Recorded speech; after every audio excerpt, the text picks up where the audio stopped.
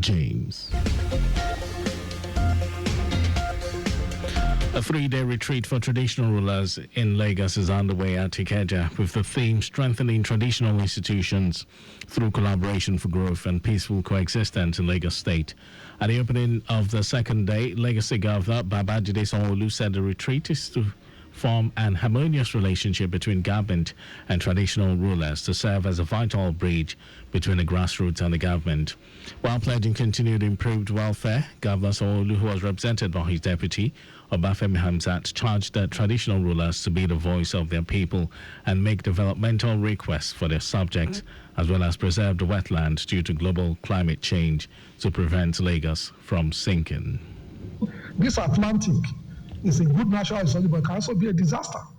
So how do we protect ourselves? So those studies are ongoing, but we need the help of our fathers in protecting our community from all sorts of people that think they can just buy our land.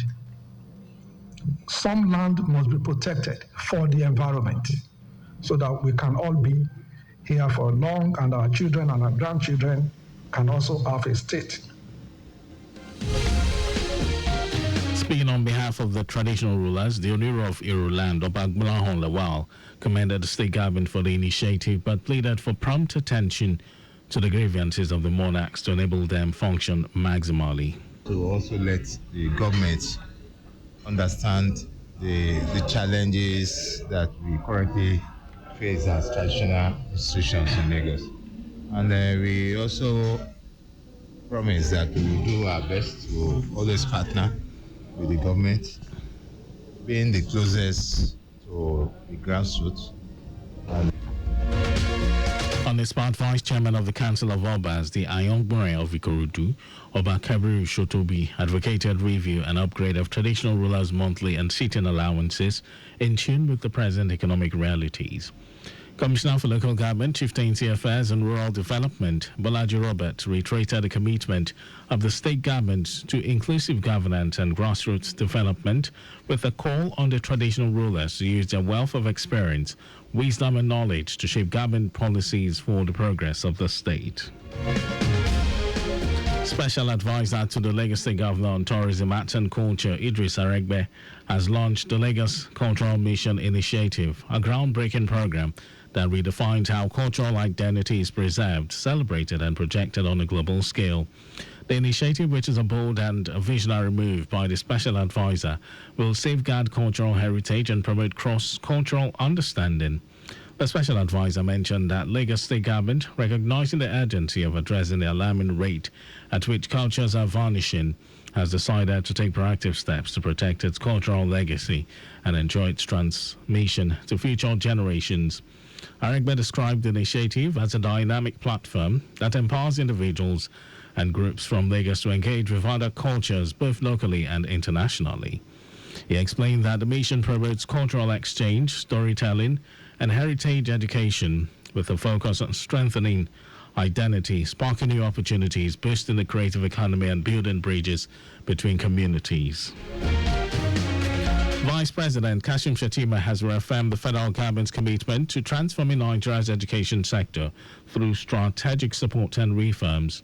Shettima gave the assurance during a courtesy visit by the management of the University of Ibadan, led by its Vice Chancellor Kayode Adeboale, at the presidential villa in Abuja.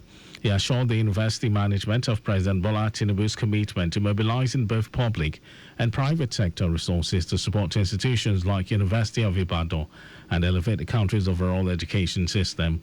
The Vice President also highlighted key initiatives under the Tinubu administration, including the Nigerian Education Loan Fund, NEL Fund, which was designed to support indigent students.